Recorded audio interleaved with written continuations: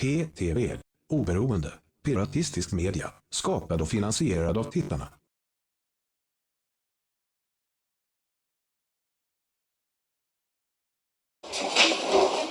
Det är klart att de ser friska och glada ut, som de laddar upp med vitaminer.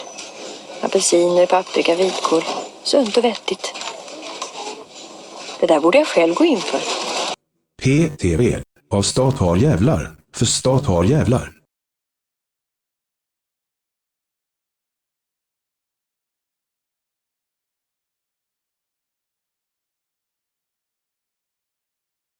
Hello everyone, and welcome to yet another episode of PTV INT.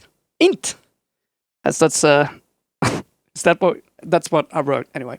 PTV International, a little bit with a focus on Europe, but the world in general and in English, which is amazing. Hello Maja, how are you? Good evening. I'm fine. Tired as usual. Might be losing my voice during the stream, but we'll keep going as long as we can. Yeah, if you do, we by the moment we lose our voice, we're just gonna shut the stream down in silence.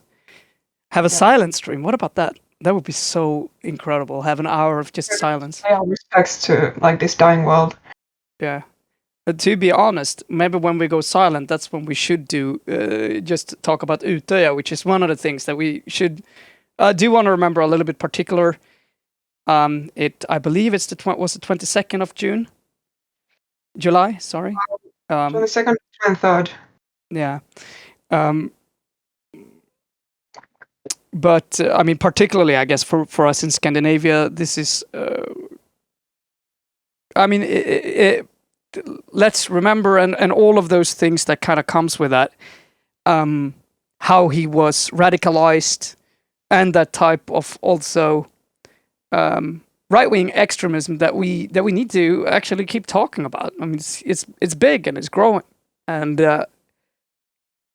just the interesting thing, or maybe the noteworthy thing for me about the Utöya anniversary, I was pretty young, or younger when that happened, and it just didn't register the same way.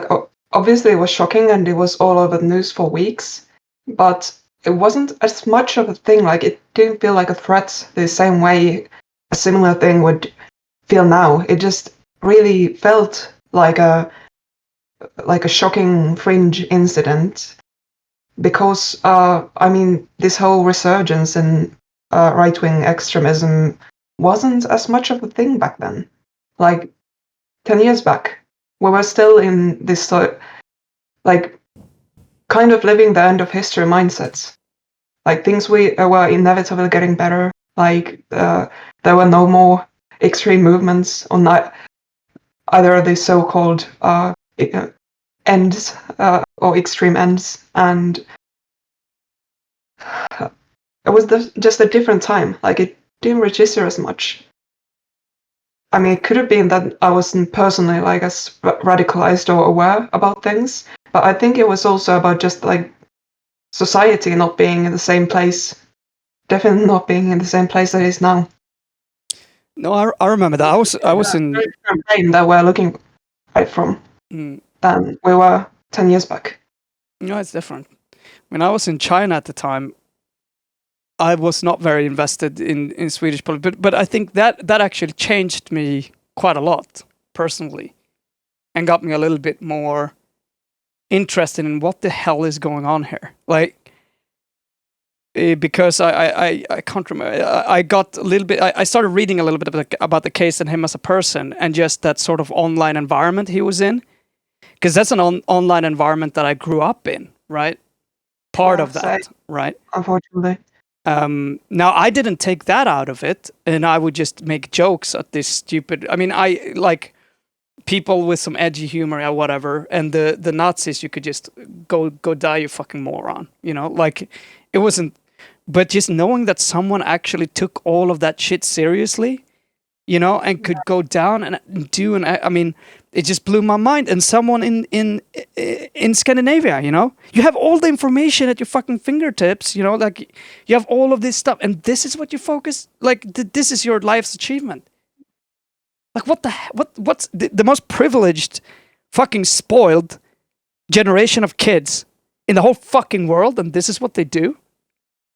It was just it's just like, it blew my mind, actually, that whole thing, and got me interested in like probably a little bit put me on the path of what we're doing here at PTV now. Definitely. And I mean, I'm not like a big fan of either of the Swedish political parties, but it just completely blew my mind. Are really showing the like Americanized mindset they're talking about either of the Swedish political parties, the two political parties. Yeah. Either of the two. Horrible. I guess there are three these days, kind of. Not like mentally colonized at all. Or Yeah. anything. No, and I mean, I think that's what's huge too, and it's also a weird kind of thing that I started realizing at that point as well. It's kind of how influential, really, the Swedish kind of sub-gaming right-wing community was.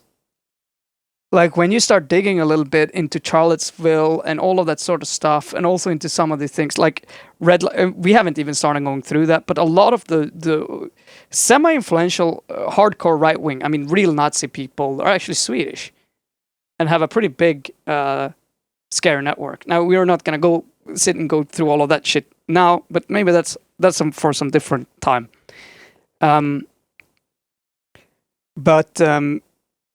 But yeah, it definitely changed my mind. Changed my whole. I just didn't think. I couldn't imagine this ever happening, and then it did. I mean, it was kind of an early warning sign of like the sort of the slope that we got onto in the first few years of the last decade. Like it was the like while we were getting to moving towards like the halfway point of the decade, like we started seeing like the chill neo-Nazis out in the streets again, and we started seeing like the radicalization take hold and like started becoming a bit more visible. Yeah. Like this was a pretty early sign of it, actually. Absolutely was. Yeah, I'll just bring up some pictures here in the background. You got a pretty technical question there in the chat if you see it. I don't dare to read it because there is a Finnish name for a party inside. Yeah, there's a few messages. It's So a yeah, lot. I'm from Finland. I'm a Finnish part. I'd actually probably rather mostly go by, if I'm going to do name tags, I'm probably going to go with my Discord handle. Cadet Blue. And yeah, and maybe this is an appropriate time to say that I prefer. I don't strongly prefer gendered terms or pronouns, but it's also not a huge deal. We have some stuff put together for today, so if you don't mind, we can get to Finnish politics later. Let's do it. I mean, let's start with the stuff that made us both. let me. I need to unload some anger. Oh well, not nice, but we have a convenient segue actually between the Utoya thing and another topic, which is the Blizzard shitstorm. Since if I recall, Breivik did play World of Warcraft, and that was like the media latched onto that because, I mean, the whole video games make young men violent was much more of a thing 10 years back. Like it's too mainstream now. I mean, it's worth. Video games are too mainstream. Like gaming is too mainstream for people for them to try to like generally like criminalize or put like bad things onto it. Like they still try to do that. They still do that, but it's not like these specifically make people violent. Video games just ruin people in more generic ways or other ways. But the like violence isn't the go-to thing anymore.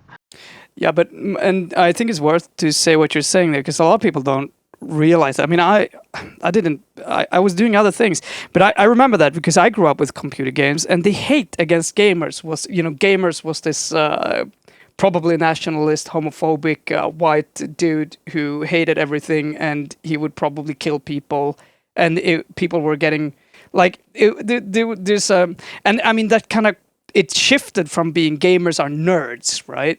They're computer nerds and geeks, and they like they'll never get a girl. But, yeah, it's been like this group of kind of people that was really pretty small and pretty nerdy in a way, but didn't care too much. Like I recall, like from being really young. I mean, most of us used computers. So not all that many were interested in how they worked. But then it kind of quickly blew up to be this, and that's the foundation of kind of Gamergate, where overreactions was just the norm. And like, I think the first time I saw Twitter completely, like just a complete, like you see this polarization, like over something so trivial happens so fast, where you could actually really understand everyone if you just tried, but that wasn't how you got likes. So yeah, Gamergate was also one of the not quite early, but like post early signs of this radicalized culture moving on from certain corners of the internet to the more general consciousness. People just like mainstream like took note of it, like the mainstream covered it, but they didn't quite connect it to the like radicalization that was going on. Like many people were sounding the alarm bells at that point. Like usually women or different kinds of like sexual or gender minorities who were trying to connect these dots, like that they were trying to bring up that there are these certain forums or certain boards on certain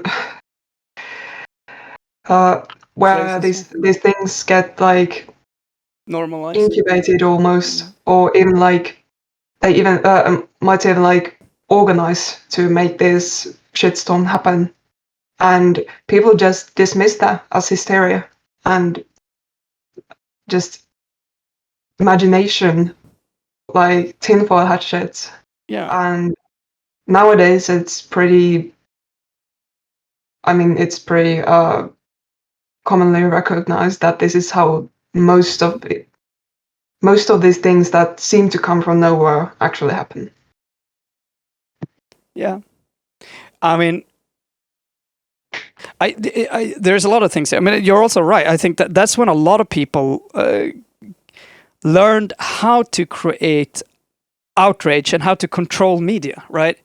Like at the how information flows and how you can manipulate information, which wasn't really obvious before. But how that it could become such a huge thing. Now we don't have to go into too much, but rather segue and jump into this. Can you what happened with Blizzard here? Jumping forward a couple of years, you want to give the background? Well, apparently this has been going on for years, or maybe like since the very beginning. So it's not just like the Activision years. I can't actually remember when that one happened. It's probably been like 5 years or so, at least, or since Activision bought Blizzard, or the merger happened. But this, I mean, all this stuff, this discrimination and the sexual harassment and like the culture of harassment, it seems based on like all the social media discussion and the stories that are coming out, that, and also the text of the actual lawsuit, that it's more of a long-standing thing. Like it's centered, I mean, the people who were named had been in the company since the early years, or at least like the early noughties. So yeah, this isn't new, unfortunately, or this isn't like something that happened once the company got like super corporate or more corporate after Activision acquired it. So I'm pretty sure most people listening in have probably heard at least something about this, since it's been all over many forums, many social media. If you pay any attention to any kind of like gaming filter bubble or scene, you've probably heard of it by now. And yeah, the stuff is pretty rough. Like just stuff that's been going on for years and years. Like normalized harassment, normalized discrimination in the office, and like it seems that there's literally a body count of this culture. Like it's maybe like if this was any kind of like an additional level or like a deeper dive than stuff we previously had from Blizzard or Activision Blizzard, it was probably the case of like an employee taking their own life during a work trip. Yeah, and Blizzard has been like, at least for the past few years, they've been kind of on the ride.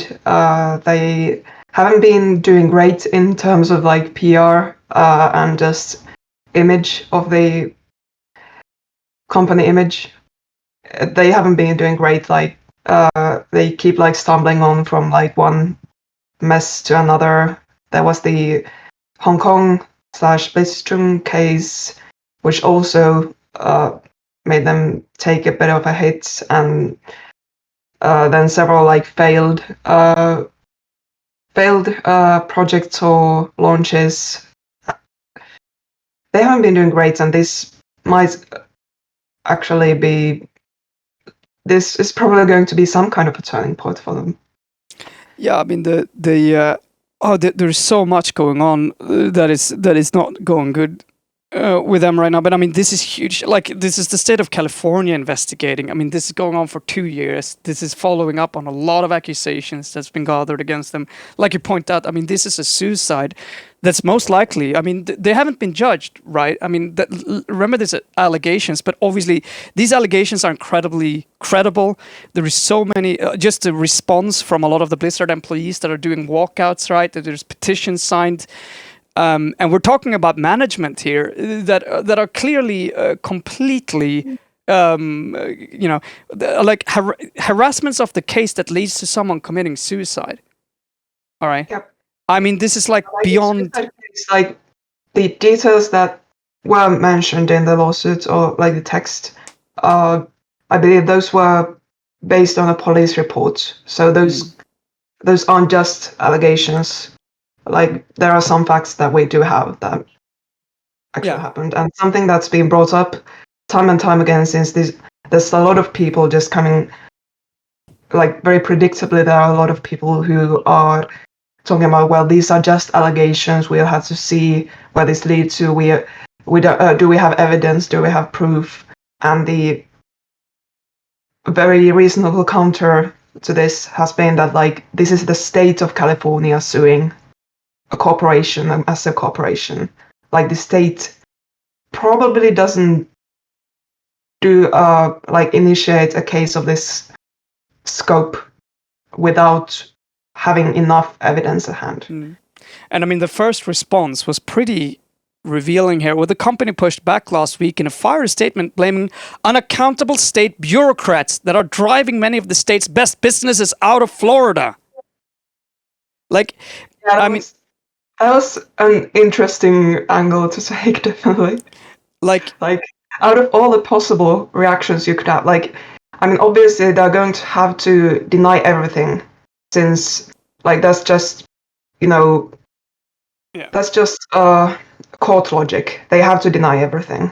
Like, since if they admit to anything, they are going to have like extra trouble proving any of the cases or like defending any of the possible cases in court. So that's understandable. But like the extra pot shots they choose to take at, say, the state, that's a really like weird move. I mean, it's a super Republican. I mean, this is your libertarian kind of Republican typical perspective. And I mean, Activision Blizzard's executive vice president Franz Townsend. Sorry. Bad. Like way to play into certain stereotypes or like assumptions about the kind of person who, does the kind of thing that many of their employees are now accused of. Exactly, and I mean we'll get to that, but I mean their executive vice president Franz Townsend is a former Homeland Security advisor to George W. Bush. I mean, you're not talking like, it's worth to say here that the people that are owning these businesses today, these are the same, same shit that is controlling almost all of the corporate. Like you're having the same people roll around here, and I think that's worth to say. This person, like Francis Townsend, they only joined the company like this year. So, I mean, I'm not super familiar, or like I'm not like super deeply read into like what goes on in American corporate culture, like how normal like this kind of thing is. But like, given that this case has probably been like, the investigations have been going on and like it's been built on for quite a while now, and some of the big names left the company like last year, I think. So, and then this person who's been like on the forefront making these statements is some like executive level person who only joined the company this year. Like, I mean, it's all speculation, but it could be they have been like brought on just to take the publicity hit for this. It's possible. Like, it can't be said for sure, because then obviously not never going to like. I mean, say what they actually mean or what they intend. Regardless of what would make sense. Regardless of what, and I mean, I would say I would probably put it a little bit like this. I mean, the moment that you are a stock traded company, and some of the old investors goes in and buys up a lot of stock, and I mean, this happens. Like these companies tend to own each other, right? When they become this big, they want to put one of their friends in charge, and this is typically what they do. And I mean, these tends to be from the same. Like it's not hard to guess. Now, this may very be a way to avoid responsibility, but the reality is here. I mean, I can't find a better example of this type of shit-lib conservative company. Who is like, they're pretending so hard. They've like ostracized content creators for the smallest things. They've kicked out voice actors for unproven allegations. They're extremely fast on posturing the moment they can do it. At the same time, they're fucking torturing their employees. They're not respecting them the slightest. Their corporate culture leads to suicide. Like it's fucking bonkers. And I just want to be very, very honest about that. All of you shit libs out there, all liberals who are like, yeah, look at this company, they're doing the right. I mean, this is just an example of it all. Like, it needs to fundamentally change if we're gonna have some real change, and that is also a change in the ownership structure of these companies. Nothing is really gonna change. The good thing, and this is the gaming industry, like, imagine, this is an industry where we all care. Most people actually care. There's enough people, a lot of people care so much about the games that they revere the content creators and they care about the industry. Imagine how it is in the food industry. You don't care about your Colgate toothpaste. You don't care. We wouldn't fucking matter. No one would ever care. It wouldn't ever become a news story. It would never, like, it's just, like, it's really, I don't know, it's just another example of this, right? And the facade, like, kind of shines through here. and there is more fundamental change that is absolutely needed if we want to correct this. And I feel so there is so many content creators, right? And we can argue, you know, are they like this and that? I mean, I talk about Asmongold, but there are several others who've been treated like absolute shit for being, you know, right-wing reactionaries or homophobic or da-da-da-da-da, who get this because they are criticizing the company, and then they get this tag, and it's been a tag that a lot of people who are liberals or left just buy. They don't see that that's another astroturfed kind of creation, and do not give these people a fair chance of watching. Like a lot of content creators actually actively, if you're like a conservative kid, this is good content for you to watch.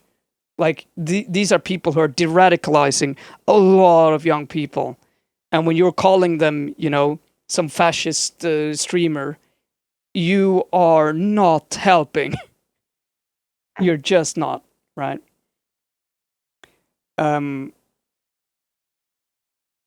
Yeah, and the sad thing is that, well, now Activision Blizzard basically had this coming. Like they've been taking like huge PR hits after huge PR hit. Yeah. Many of them, like most of them, perfectly deserved for years and years now. So this was just kind of the final nail in the coffin, or like all the things were in place for this to blow up. But the sad thing is that this isn't like people are going on about for instance, there's a huge exodus currently of WoW players trying out or moving on to Final Fantasy 14. Fuck yeah. And I mean, maybe like it could be that like they are doing their PR better. It could be like I'm not super familiar with it's a better game. How they've been running the ship. I'm super familiar with any of that, but like Square Enix, like, isn't that a Japanese company? Yeah. Like it might have been like slightly like diversified or something. I think there was like they have been mergers or acquisitions there as well among the like along the years, but still like it's the entire industry. It's not just one company. It's the entire fucking gaming industry, and like everyone knows it. We all know it. There's some kind of bullshit going on in every corporation, like corporation size video game company or like development studio, and we know it. Like that's just the sad fact. I would say most companies to a certain extent. To be honest, yes, Yeah. Engineers have been mostly a male job, but particularly computer engineers. There's mostly guys who still, unfortunately, go through and learn how to sit in front of a computer their whole life and write code, right? That is changing, however, which I think is really positive. But I think also, 2,600 people walk out on Blizzard. I don't think this is anymore at the grass. This is like corporate level shit, and it's worth to listen to. Maybe just listen to how Square Enix is handling this. Because this is just like you can watch this as pure marketing or whatever. And they're obviously a Japanese company, but they have subsidiaries always in other countries. But we could just play like how you could handle things, right? How you build a good community, right? A good gaming community. 吉田さん、今年ワールド・オブ・ウォークラフトに勝っちゃったじゃないですか。ちょっとディスってくださいよ。勝ってないよ。勝ってないよ。それちょっとやっぱり心苦しくて、これは絶対ブリザードの人たち思ってるんですけど、14ってワールド・オブ・ウォークラフトがなかったら申請できてないんですよ。僕らがやっぱりお手本にするゲームがあって、やっぱりこう MMO のゲームデザインをまるっきり変えたのがワールド・オブ・ウォークラフトなので、それを僕らは自分たちの強みは FF でストーリーベースなので、よりそこを強化した、もう簡単に言っちゃえばよりそこを主人公を自分にしたワールド・オブ・ウォークラフトを作ろうっていうのが分かりやすければコンセプトなので、なんか勝ったとか負けたとかってちゃんちゃらおかしいんですよ、正直。だって最初から目標なんだものだって、それをベースにしてるから、だからあとすごい思うんですけど、WoW の最大そのもうピーク、まあ発表されてるピークですけど、課金会員数ですよ、ユーザーじゃなくて課金会員数1200万ですよ。勝てるわけがないでしょ。そんないるんですね。まあまあピークはそうですけど、でも今は14が伸びてるわけじゃないですか。まあピークを今毎日こう変な話、ちょっと今本当びっくりするんですけど、数千ずつ毎日上がってて怖いんですよ。でそうでも14はピークをまだまだ更新毎日し続けてるんですけど、山がもうだから、天文学的な数字なんですよ僕らMMO を運営してる側からしたら。なんでそれを考えると、もうなんか一時期ね、まあ頑張ってきたからこそではあるんですけど、その勝っただの抜いただのって言われるのは正直僕からするとちょっと迷惑。そういうもんじゃない、そういうもんじゃないんで。俺最強っていう話をない俺最強って思うキャラでやってきてたら、途中で多分転げ落ちてサービスグダグダになってるような気がするんで、それはない。Så det är Yoshida som pratar. Det... Oh shit. Yeah, I switched to the Swedish tab. Oh no, I shut down my computer. Sorry. See if I can cancel that. Seems like it. Brilliant. If I close my eyes. Sorry, I didn't mean to switch to Swedish there. There we are. Can you still see what I'm doing on the screen? Oh, my Discord shut down. Hang on. Can you still hear me in the chat? I'm sorry, that was me accidentally shutting down a computer.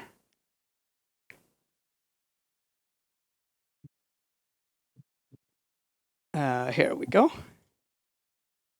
Hi. Hi, what happened there? Yeah, I accidentally hit my restart button on the computer. Luckily, I was able to avoid it. Yeah. Exactly. Heated gamer moment. Cancel this.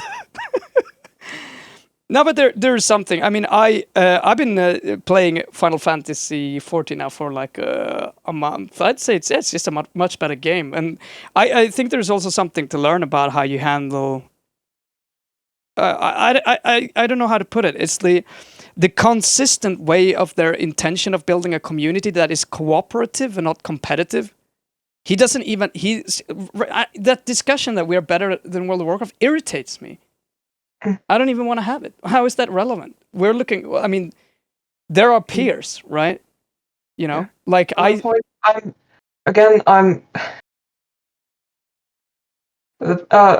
running on a very surface level and like stereotype understanding of both US and Japanese corporate culture, but like based on what I have heard, like if they are anything like the average Japanese like major company, their corporate culture probably isn't much better for, you know, women or minorities than the average US one is.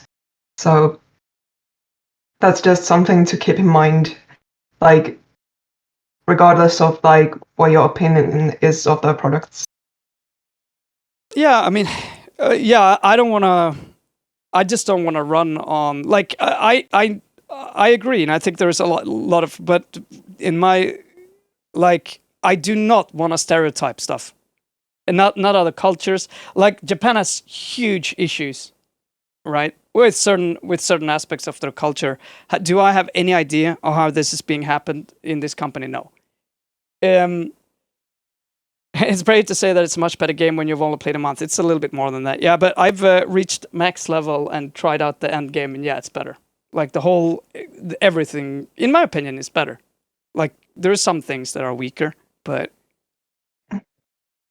it's like the point. It's a story-driven game. It's better community, better like graphics, better. I mean, I don't know, like what, and it also comes down to that thing where you kind of which I think is so sad. It's kind of the same as that, the way that we've been viewing gamer communities, like this guy, male-centric, typical frat boy, fraternity, sexual, and while I'm sure that exists, when you're saying that a company is like that, like a whole company, or or a whole community is like that, you are really not helping them evolve, right? And there are so many people in like the gaming community, at least obviously, and I think most people know that today, which is why I can't do that. I mean, there's people from all walks of lives, all forms, and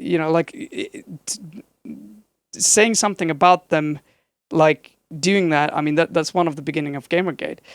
At the same time, I think the corporate capitalistic system that we're currently under does not help to clean up these type of cultures, where you are constantly, and this is kind of why I brought this up, when you are in a company that constantly chases the next high, the next sales return, the next little number that you're going to increase for your shareholders, if that's all you're doing, you are going to use any method possible, and these methods are not okay, right? You're going to look at every little metric. How do we retain people? How do we make them pay? How do we charge for more things? It doesn't create good games, but it creates addictive stuff. It creates really dangerous things, and it creates hostile work environments. If you're with World of Warcraft, like that's part of the many reasons why people have soured on Blizzard in the past few years, because that's been the trend. Like they've been cutting,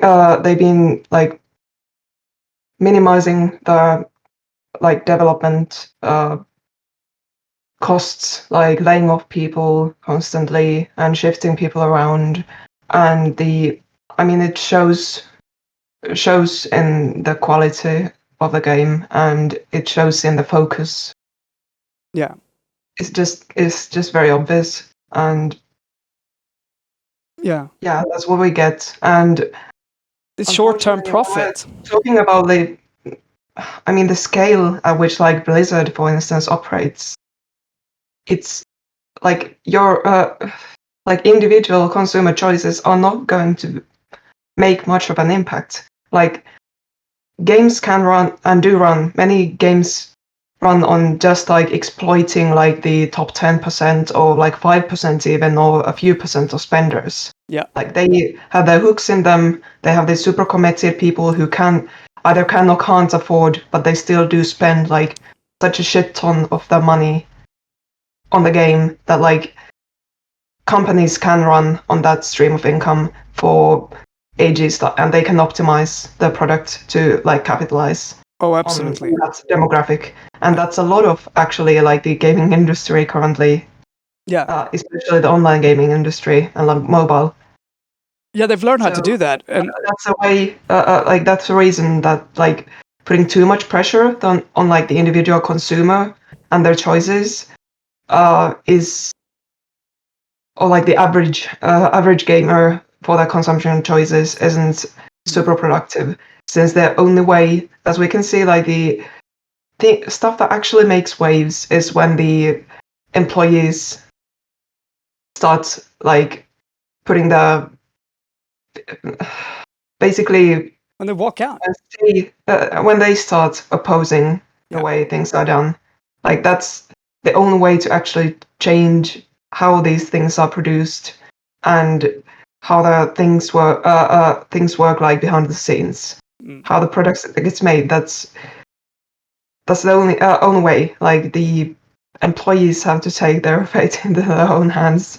They have to organize. They have to start taking a stance on it. There's eventually, especially in this industry, there's very little that consumers, the average consumer, can do to affect the direction or the way that the corporations handle things. I'd still say in the gaming industry, it's more than in a lot of other industries, because it makes these waves, right? It actually affects things. In most of the stuff, when it was uncovered that they're using slave labor to fish all of our tuna. It's an article. the companies responsible, they said, well, that's not our problem. We are buying from another factory. Yep. I mean, that's it. Like, Yeah. The responsibility always, like, it's lost somewhere. Like, it's just escapes you. Like, it's just, it can be always shunted to someone else. Like, it can be shunted to like your contractors, or it can be shunted to like the governments who are too lax in the too strict, or doing like regulation the wrong way. It's never, or even like the laws that say that like companies or corporations are obligated, or like their primary task is to produce money for their shareholders. Like, there's zero. It's in the name, limited liability company. Like, it's in the name. yeah. It's in the technology. So, yeah. Yeah, but that's why I also think it's so worth for people to study this, because this is something where a lot of people care, and you should watch the system, you know, the way that we create profit, the way that CEOs are made, the boards, and how our shareholder, and that effect too. Because as you point out, the real power is always going to be with the workers. It's always there. But we also need to change our financial system and how this is working. Because this type of short-term stuff is horrible. It's absolutely horrible. And it's really, and this is why I want to commend here Yoshi P. Now, I don't know, like, from all what I can say, at least he seems to fend off that sort of ideas. And he is very, very consistent that his job is to make a great game. And that's what he wants everyone to focus on. And that means following your artistic ambitions first, not to follow wherever the metric is giving you. But that's, that's so hard to do in a modern company. Again, I have a very cursory and like surface level understanding, like bits here and there about Japanese corporate culture. But apparently, there are some bits of, at least some tendencies that like companies, especially the ones that have existed since like the Second World War or even before, like many of them like just reinvented themselves after the World War, or like shifted the focus entirely. Like many of the big names, like the electronics companies, used to do something different, or even if it was just like a different kind of electronics before, they actually like prioritize.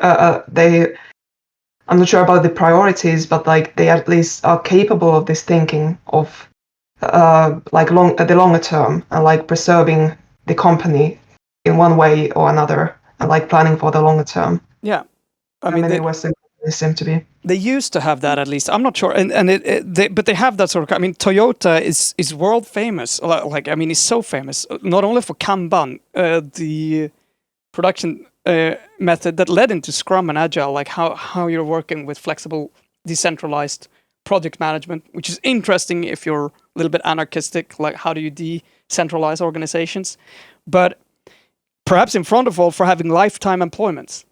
So when you were employed for Toyota, you were guaranteed a job for life. It didn't matter. I mean, that used to be the case in the West as well. Yeah. So, or the so-called West, so-called developed world. Yeah. Yeah, we just removed that, all of the work, whatever.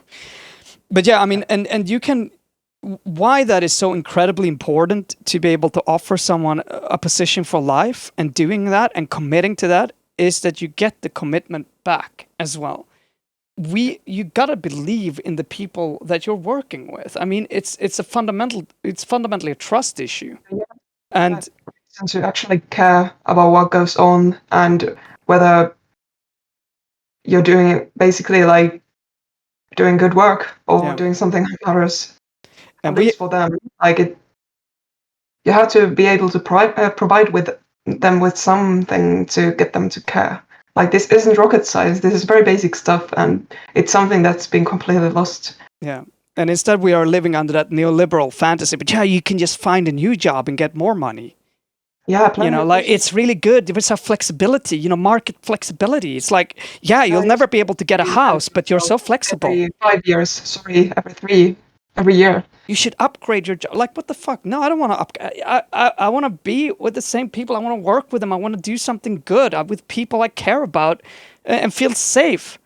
You know, I want to be able to plan 5 years ahead. I want to know what kind of salary I get. I want to be able to get a house. Like, Sounding like a proper communist there, like talking about 5-year plans. yeah, I want to be able to see 5 years into my future financially. Yeah, that would be great. What if I want to have a family?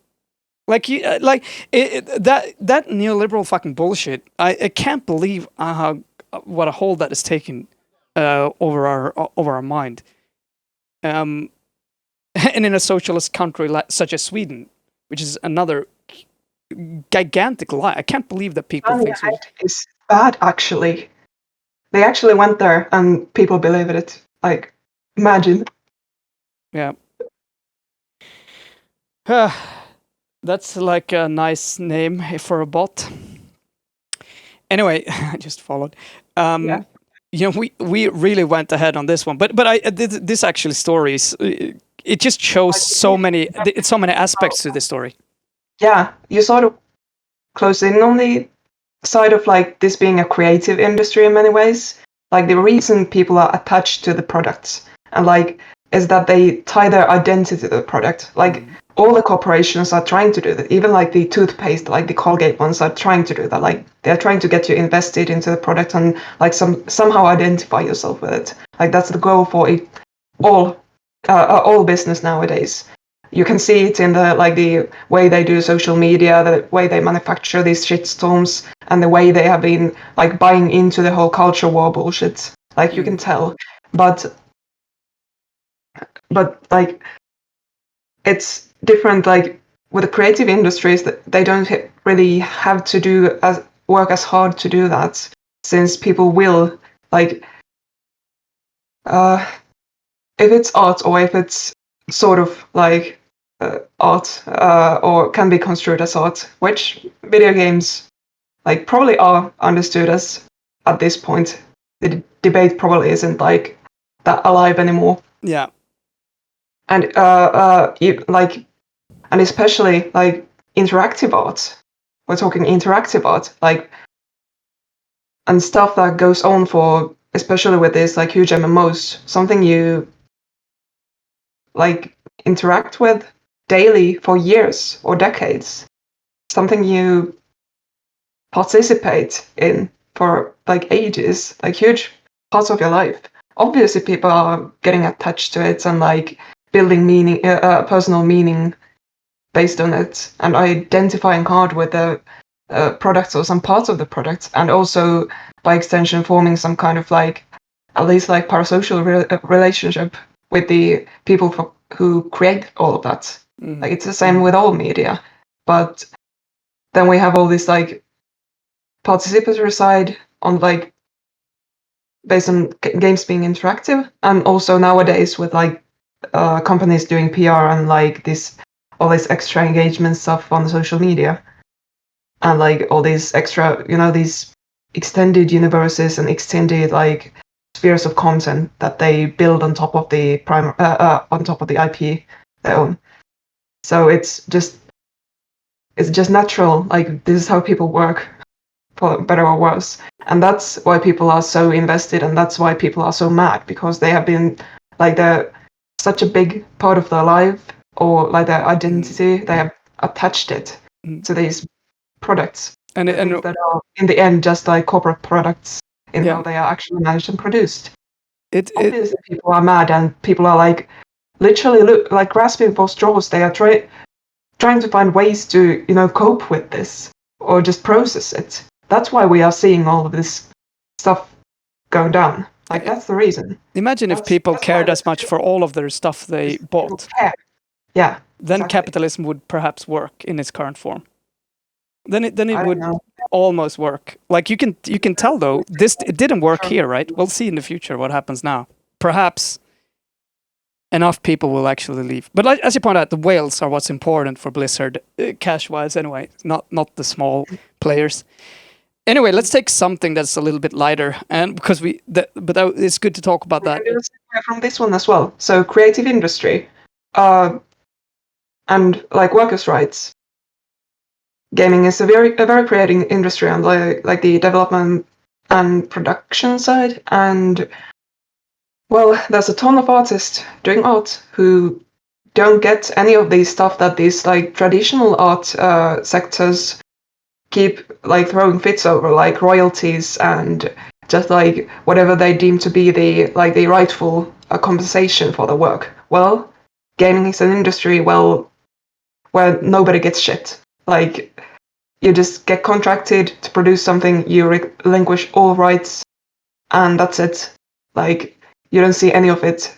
If it turns out, if that indie thing you participated in or contracted for turns out to make like millions, well, you're shit out of luck. That's how it works.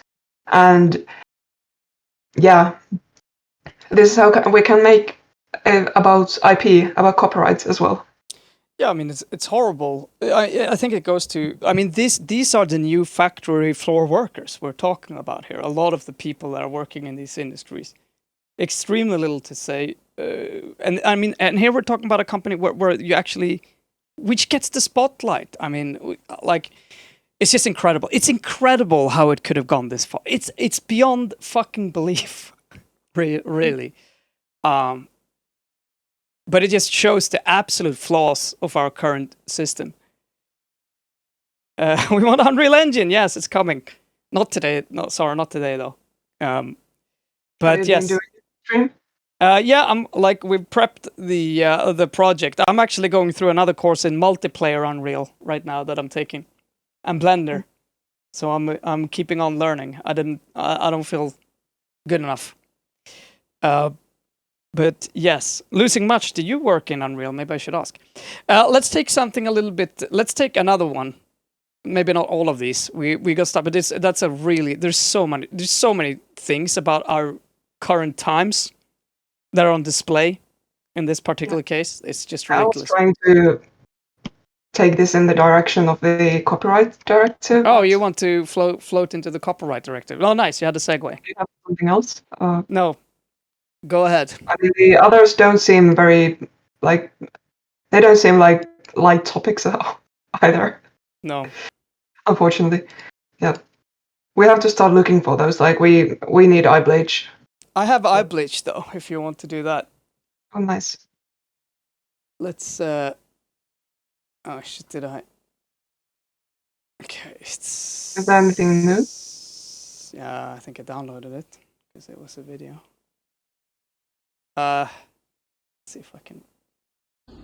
There we go.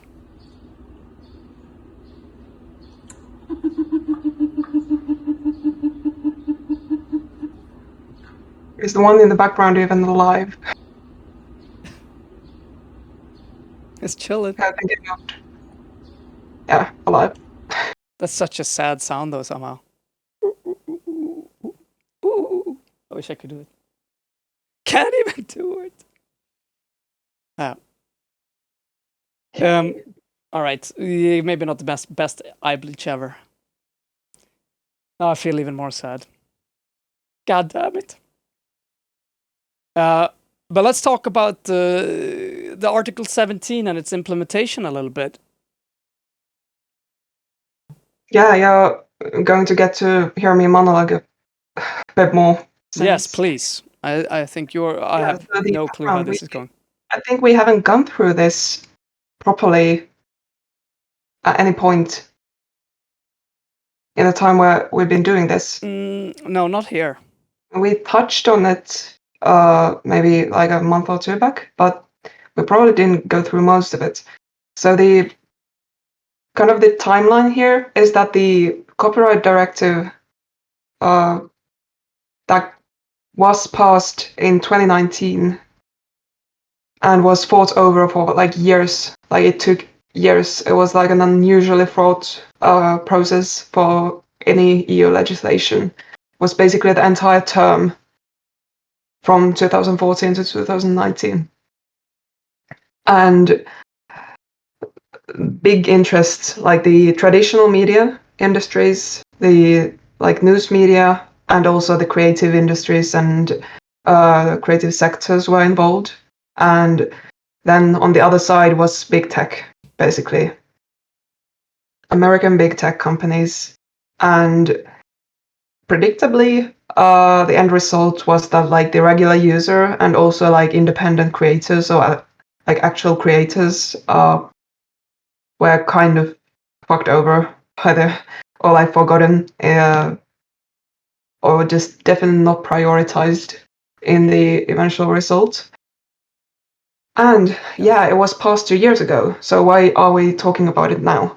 Well, the implementation deadline for the member states was now this June, a couple of months ago, early June.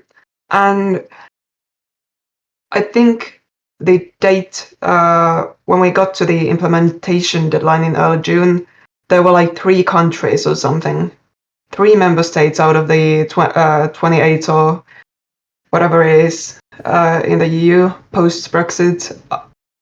It was just a few of the member states managed it, and apparently this is also pretty unusual. Usually, it's rare for every single member state to have like finished it by the deadline, but it's also very unusual for only like a small handful. Apparently, the current situation, according to the article, is 6 member states, and it was even less when the deadline hit. Yeah. So apparently, some of them have managed to finalize it during the summer. And yeah, we're still. And the funny thing is, the implementation deadline was in early June, and the Article 17, which was the upload filter, like the meme apocalypse, that was the sort of the scare tactic, or something that the industry is called as the scare tactic that like activists were using as an argument against some of parts of this legislation. The European Commission was supposed to give out guidelines on implementing it because it was so unclear. Like the text that passed was so unclear. And when the deadline hit in early June, it was a Monday, and the EU Commission guidelines, the official guidelines on how you're supposed to implement the law, they came on the Friday before that Monday. So this is the absolute state of things. And yeah, in addition, something else that was supposed to come in before the implementation deadline was the statement from the Court of Justice of the European Union regarding this very same Article 17. The Polish government had filed this complaint about the same Article 17 based on like it potentially curtailing like basic rights, freedom of speech, freedom of expression.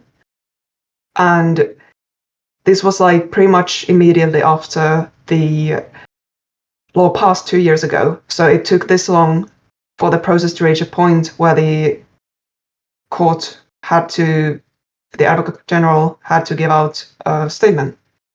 And the statement was scheduled for, I believe, April this year. And it was also postponed. But I guess we got lucky, and we now the day it got postponed to in July earlier this month, they actually got it out. And this is what the latest news about in the whole saga is about. Yeah. And unfortunately for all power-minded people, at least, the court didn't find it to like obviously conflict with basic rights or basic freedoms. Yeah. I mean, this whole thing, it's so incredible. Yeah. And maybe if for maybe it's worth. I just get such a headache of this. I mean, it's really good. And we are basically relying on this handful of people who actually have worked in legislation or with the law to sort of unpack all these different stages and different actual legal texts for us, and even they have trouble. Yeah. And we're talking about Article 17. By the way, just to annoy some people here, all of the parties in Sweden were in favor of this, right? Apart from Vänsterpartiet, the left-wing party. That's the only party that was negative to this. And essentially what this is, for those of you who are interested in freedom of speech, is that this at another level holds the platforms responsible for user content. And the only real way to solve, like the only practical way, and this is what everyone said, is that the only way that a platform can check whether something is copyrighted or in otherwise deemed unsavory information by the state or any other actor who may claim it, is for automatic filters to be applied. And this is what has partly happened. Every single thing Sorry? you or we put online. Yeah. Every single thing has to be filtered. It has to be like checked before it gets shown to other people on the platform. Yeah. So it's basically like, it was called like censorship or preemptive censorship. I mean, this is literal. Opponents, and it's basically what it's going to mean. I mean, yeah. When it comes to most of the implementations we've seen so far. And we've seen it been implemented. I mean, because obviously, as you may understand now, there are only huge platforms that can even do this. But originally, unless the part had fought for it, this would have included every platform. So if you're opening a little blog and people are posting on it, you'd be responsible for content that other people post on it, which is, it's absolutely goddamn ridiculous, because we've seen police, play copyrighted songs to take down material of protests, right? I mean, I don't even know where to start with how many layers of stupidity this is. And that's the only way I can explain this and have hope in humanity. Because if you understand what this is doing, then you are, I can only explain it that this is stupid boomers who don't know what they're doing. And the worst thing is that they were promoting this as a defense for the little independent creator who would finally get paid from his... It's so ridiculous. It's like everything about this was like a nightmare. And, implementing preemptive content control on internet is probably not something we want to do. Hello? You could at least argue that if you're hating if you're right-wing and your censorship and free speech is everything you care about, this should be the one thing that you focus your energy on, because here we are talking about complete surveillance and preemptive control of what you can say. And this is at the state level, right? Yeah. And the issue here is that obviously with the platforms the size of like major social media we have right now, they can't do it manually. Like there can't be human oversight for every suspected breach or like infringement on copyright. So this has to be done by machines. This has to be done automatically. They have to automate it. And like even people who work with the law, even people who work on copyright law, like you can give a certain case. Like you can have a case. It's pretty common to get a case where it takes like months or years of like deliberation by judges or like legal institutions to figure out whether there was an infringement on copyright or whether something is covered by an exception. Like even like professionals, like academics who work with the law or attorneys or judges, like you give a handful of them the same case and they might not, it's a high likelihood that they won't come up with the exact same answer, or they won't be as, certain about the verdict. They won't be like anonymous with the verdict. And then this is the kind of job the platforms are going to be forced to give to like algorithms. I mean, we've already seen it. Yeah, we've seen it with tons of things.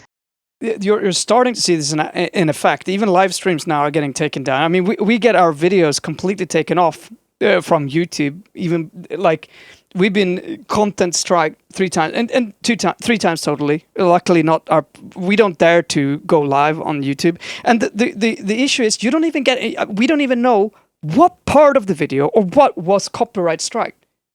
You don't even get that much information. They're just taking it down, and I have no idea why. I have absolutely no idea. And when I've tried to, to overturn this decisions, you get no response. You just get denied. Yeah. Like this is if you're not big enough, you are so fucked.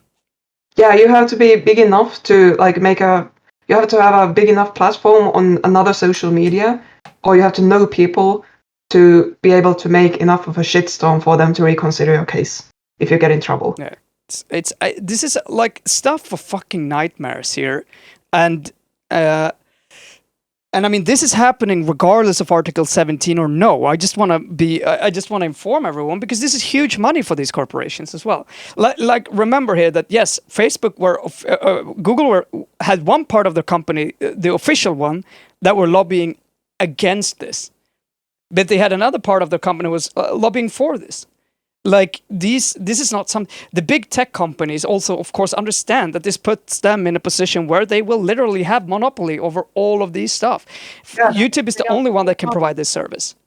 They are the only ones who can afford to either develop or fund the development of these so-called state-of-the-art technical solutions to basically all these ways to implement this like preemptive control. They are the only ones, which means they are going to own those tools, and everyone else is going to have to outsource. They're going to have to buy the control as a service from them. And this is also going to like at least like small to medium enterprises there's a specific criteria for that based on yearly whatever the word is, like how much money passes through them. I'm bad with the terminology in English, but yeah, they are exempt from this. But like once you pass the certain threshold, you have to start doing the filtering, which basically means that there is this like threshold where you have to either make the jump by being able to somehow afford buying these services or develop your own system that is good enough according to, I guess, whoever interprets the law. And like that seems like it's going to be like this iron ceiling or iron cage for like any potential, European company that tries to compete with these US tech giants. Yeah. Which is kind of ironic, given that like a big part of the justification for these laws was to like hit the US tech giants where it hurts. I mean, all about this is so ridiculous, and what pissed me off the most as a small content creator, and go into it, like the deeper you go into it, there's no consolation. Like it just gets worse and worse and worse. Yeah, I mean, I've made music for a long time, right? And it pisses me off so much to know. I don't even know. Like they were running these ads where you had this little music creator, like someone with a guitar on, and it was all of this. Like, yes, finally they're gonna get paid. And the reality is, in order to not get my own content to be taken down, I will need to pay to be inside their fucking library. I mean, this is like it. This is what Spotify. Why I hate Spotify so much. In order to be on Spotify, you need to pay. Like if I want people to listen to my music for free, I need to pay. This is like there's such an industry. Talking about creative people, there's such a huge fucking industry that is feeding off people's creations, and they're costing. The people have to not only do they have to do it for free, they have to pay to give it to you for free. Like, Yeah, I how saw a sick is like, that? I saw a very concise take on this recently, and it's that there wasn't a discussion about like Spotify basically killing the free podcast ecology, but basically people claim that Spotify replaced piracy or like removed piracy, and that's not true. It just privatized it. Like Yeah. basically they just provided a service where they are getting the profits of it, and the artists are still getting very little or nothing. I mean, you're Like, that's getting, the difference. and most artists, we don't care. I want everyone to be able to use my material. I want them to create derivative work. I want them to be, like, I'd prefer if people donate to me if they want, like, my content. Like, that's what kind of I like about Twitch and the possibility of a new type of infrastructure. But we need to rethink the whole copyright, the basics of all copyrights. And I mean, it's such a nightmare, what's happening. And I just want everyone who hasn't already, do not, particularly if you are a free speech type, vote for the parties that do this constantly. And unfortunately, this is right-wing parties more than most that is in super favor of empowering the tech giants, and at the same time they're like, oh no, but the tech giants. Yeah, or at least like the conservative, like the traditional right-wing parties. Some, to their rare credit, many of the far-right parties in Europe and the European Parliament voted against this one. Like they actually picked up on this is going to destroy free speech. Like the EU is doing at it again. Like they actually voted against it, and it was the Polish government, which was already ruled by these far-right people, that raised the complaint to the CGEU. So that's a rare silver lining to having these kinds of like influences in the EU. And then the centrist goes, both sides, look, what did we tell you? Right. That's doing this. Like nobody else is doing it. Like none of the so-called good guys care enough. No, you have the pirates, part of the Greens. I mean, it's just ridiculous. It's completely ridiculous. And I can tell you, in Sweden, you had the left-wing party voting against. All others were for. And not just for. I mean, not just like passively for. Like standing ovation positive to this. Based on many accounts from like during and like since the whole process for the legislative process for the directive happened, and arguably that is still going on. Like it was pretty much up to like the pirate presence, who for the 5 years that most of the work on the directive was done, was like a single person, Julia Reda, in the European Parliament, a single pirate. Like it was basically up to them that there was like any significant resistance or any force in the entire European machinery of the European Union, like opposing all of this bullshit and trying to fix at least something. I mean, it was 5 years of hard work to try to get people to open their eyes for this. Preciously few did. Yeah. And the only reason like we know about this and we are able to discuss this and have been able to follow it is thanks to one pirate MEP and their extremely dedicated team and a number of volunteers across Europe.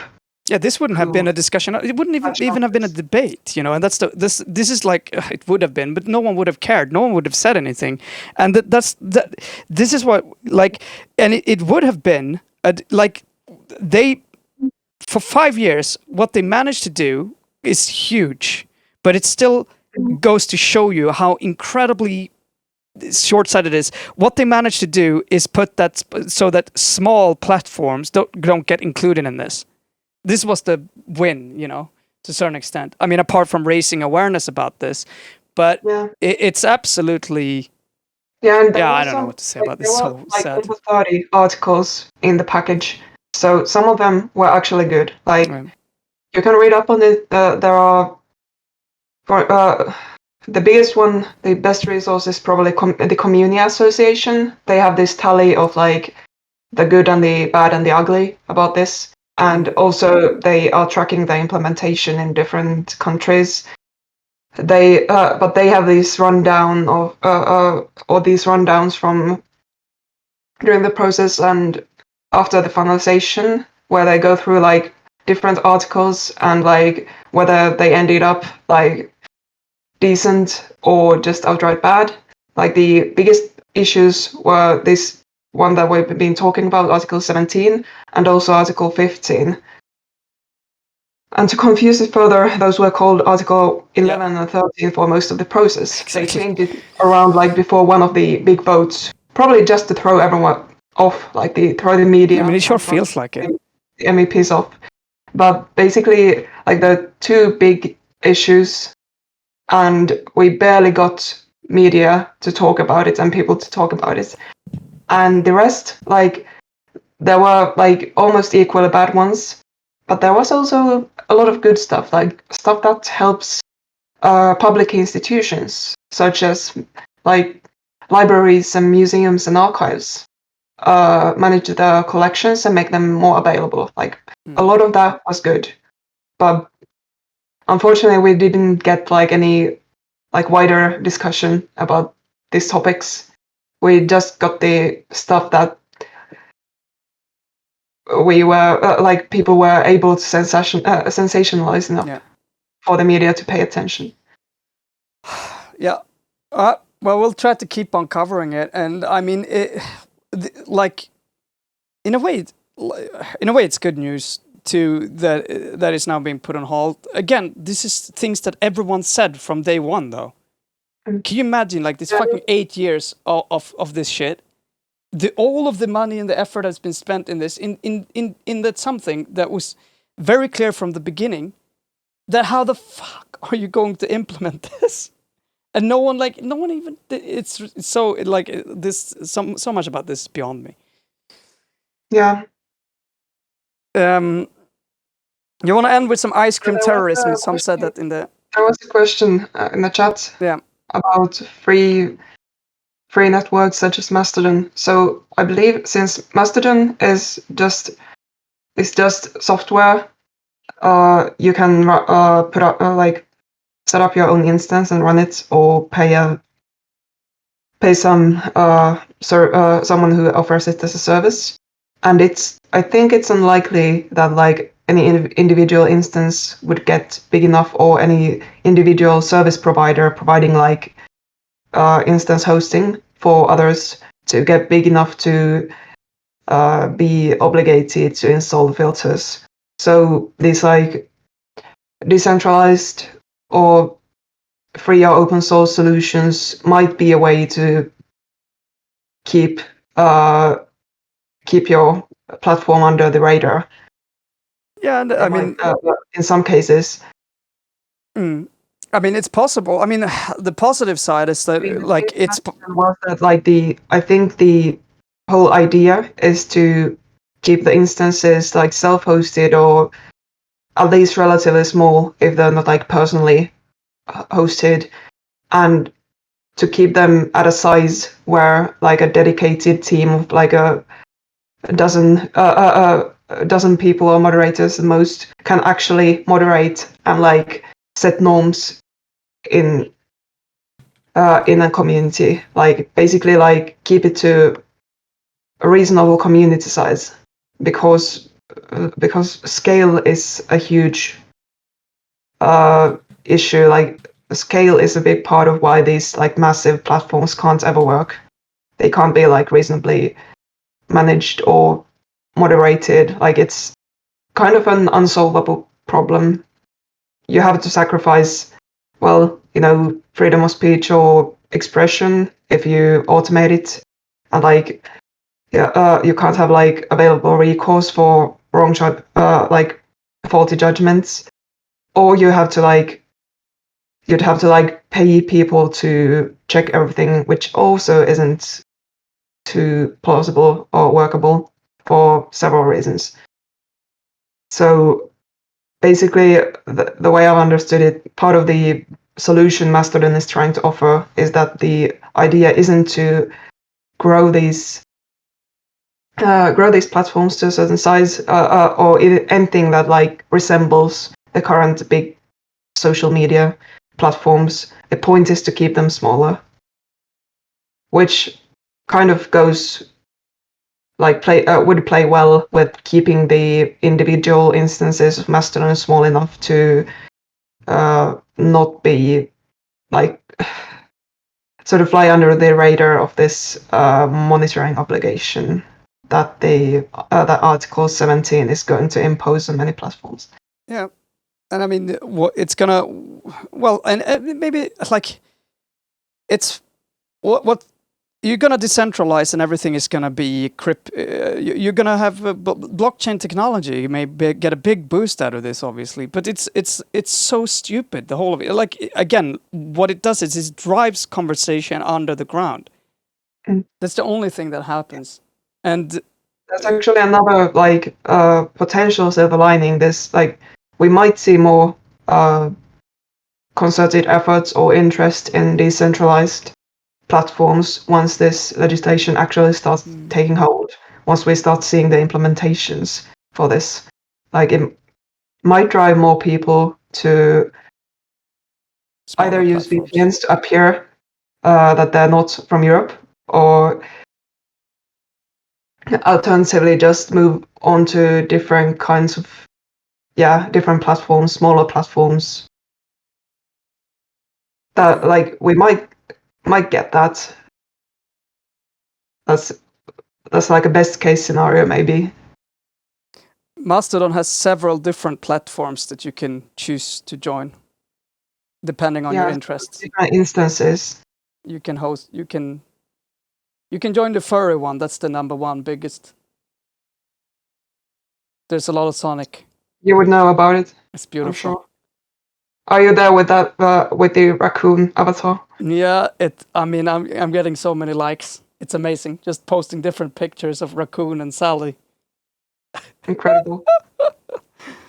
Maybe you're going to be like you can become a minor celebrity there, and that we can start catering for the furry demographic and raise funds on that. Yeah, did you see this? That was so fun. The whole furry Sonic meme community attacked the latest right-wing platform and just posted Sonic porn in the latest free speech platform. It was like overrun with Sonic porn, and the creators finally were like, like scared people off the. It was so funny. I mean, I've heard about some like, I guess those could be called like DDoS attacks to some extent. It's just the furry community took over. Of some of these projects, maybe not this specific one, but it sure sounds like something that would happen. It sounds very 2021. So yeah, I believe it. I won't even Google it. I'll take your word. This happened. If it didn't happen, it should happen. It did happen. You want me to bring up the? I mean, what's the hilariousness? I can't remember the platform. Filters may not like having us having Sonic porn on the stream, so you probably want to be careful about it. They. I don't actually know. Like.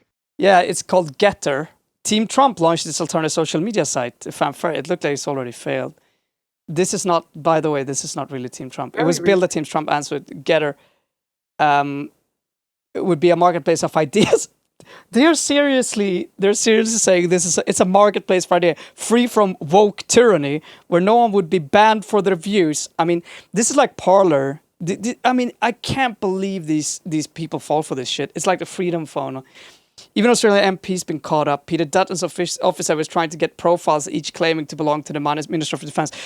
The moment but okay, a flood of imposters, grifters, and Sonic the Hedgehog. When User Getter broke last week, everyone was asking the same question. What was Donald Trump? The former president, who had reached tens of millions of people on Facebook and Twitter before being the platform, had teased that he would have his own social media platform fairly soon. His blog From the Desk of Donald Trump had been ignoble failure that was quite retired in June. Remember, that was his first instance of his free platform, was a blog that he released. I mean, you can't make this shit up. It's so fucking ridiculous. And then I thought that whichever platform Mr. Trump bestowed with his approval and choose to join would go on and be a success. And Getter looked like a good fit. Its functionality was similar to Mr. Trump's previous favorite platform, Twitter, which users able to follow other accounts, make posts reposted by others, and even import their tweet history. On top of this, Getter was being headed by a Trump ally, Jason Miller, of course, who had... Jason Miller, by the way... this is a neo-Nazi. I mean, this is not like your... No, sorry, it's Miller. Yeah, Miller. Right. This is like not your normal dude who had helped him get elected in 2016 and had been serving as an aide until June. So where was Trump? He was everywhere and nowhere. A string of Getter accounts claimed to be former presidents. There was at Real Donald. So many just took over. I mean, it's just ridiculous what happened there. And then the Sonic crew took over. I'm not sure, it's not that much in here, but essentially people just started spamming Sonic erotica all over the site, and it was a fun read because the conservatives obviously, it's one of the best ways to take over conservative platforms. Yeah, because they hate that so much that it immediately... I mean, free speech, you can't just ban anyone for just anything though. It's free speech, come on, hello, I like Sonic, it's free speech. And all of a sudden, all of these conservative nut jobs are like, oh, maybe we should... Don't you love Sonic as well? Yeah, come on, Sonic, he's been around since the 80s. This is classic stuff. This is like... classic gamer shit. Oh my god, yeah.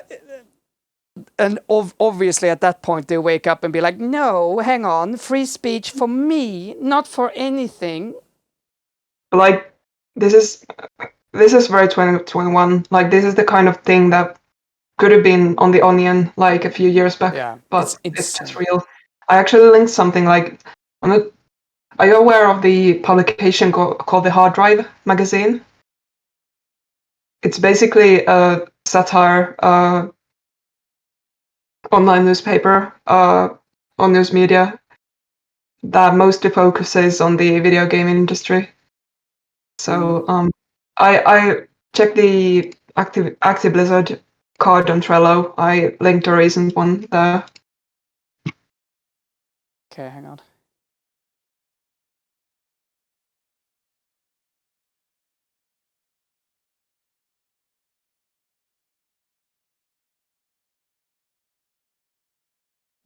Wow.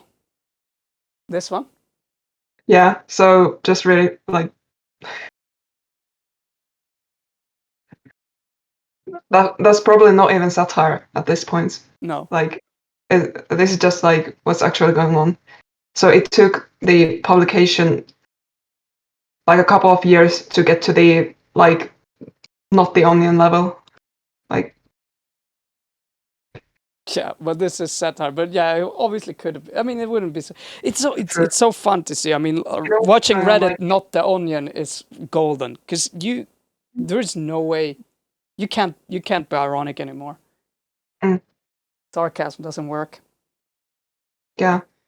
But yes, actually, the walkout has been going on while we have been streaming since it's been the West Coast. So it probably started like 2 or 3 hours ago. Wait, what? Yeah, I mean the walkout that the Activision Blizzard employees in California staged. It's been going on probably during our stream. Yeah, I mean, we're gonna have to follow that up next week for sure. Because, like, to be honest, that story is just the story of our time. How our Icelandic guest stays on. Yeah, so sorry if anyone who listened in last week is here as well. I'm sorry, we lied. We didn't get the Icelander. We promised didn't join us today. But there's a good reason. They would have had a very limited time to stay with us today, so we moved it to next week so they can stay longer. Yep.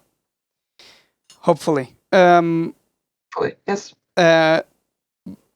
But yes, I mean, I'm looking forward to that. And I mean, it's better that it's always better that we get a good interview than that we do one on time. If we can prioritize getting a longer time with someone, I think that's always great. And think about questions that you may have. I mean, I'm actually interested in just as well learning more about how it works in Iceland. It's I mean, I've obviously been there, but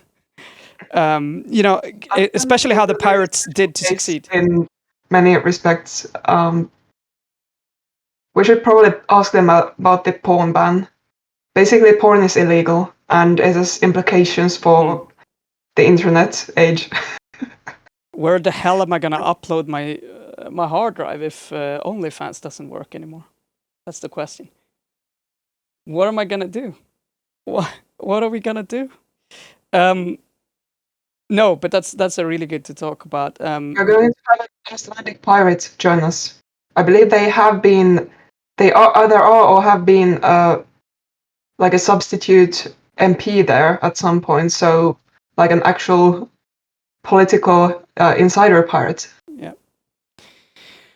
That would be great. Hopefully next week. If not next week, then some other time when it works out well and we can give a good get good time with the person.